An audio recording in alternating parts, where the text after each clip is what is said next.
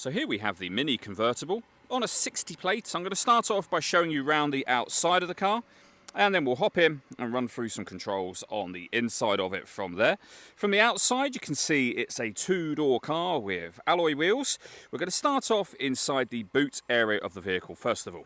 We approach the back of the car, you can see we have reversing sensors and plenty of boot space. Given the nature of the car, you can also fold down the two rear seats, as you can see.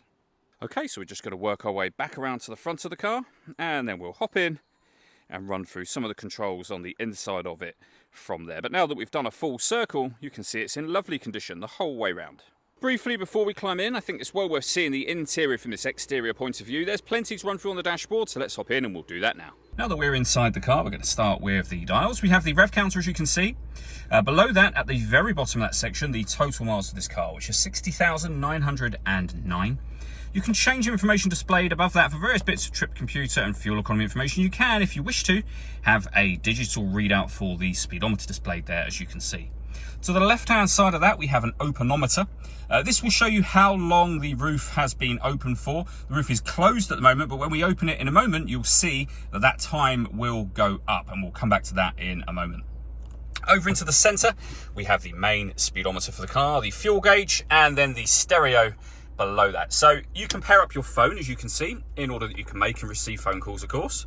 You can also access your audio options. So we have AM, FM radio, CD player, USB input and auxiliary input. You can adjust your bass, treble, balance and fader from here as well. And you can access your onboard computer. You can configure things like the time when the clocks change. You can change Celsius to Fahrenheit, and you can change your language, as you can see up there. All very, very easy to use. Below that, we have the CD player, the main volume for the stereo, and then the climate control. So you can adjust the temperature, fan speed, and direction you'd like the air to be distributed in. The air conditioning is on at the minute. That's off. Back on again. Or hit auto. The car will now take control of the direction of the air and the fan speed to maintain the temperature you've asked for. Any manual adjustment will override that and allow you to put it back on your own settings.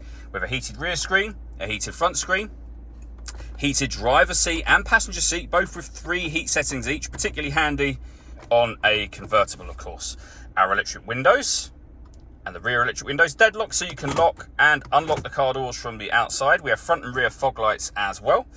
2 cup holders down here, your 12-volt charging socket, a 6-speed manual gearbox, as you can see, and in front of that we have the ability to turn off the stop and start. This car is designed to cut out when it's stationary in traffic to save you fuel.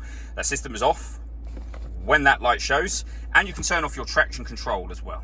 So the next thing we'll do is open the roof, which is done by this button just here.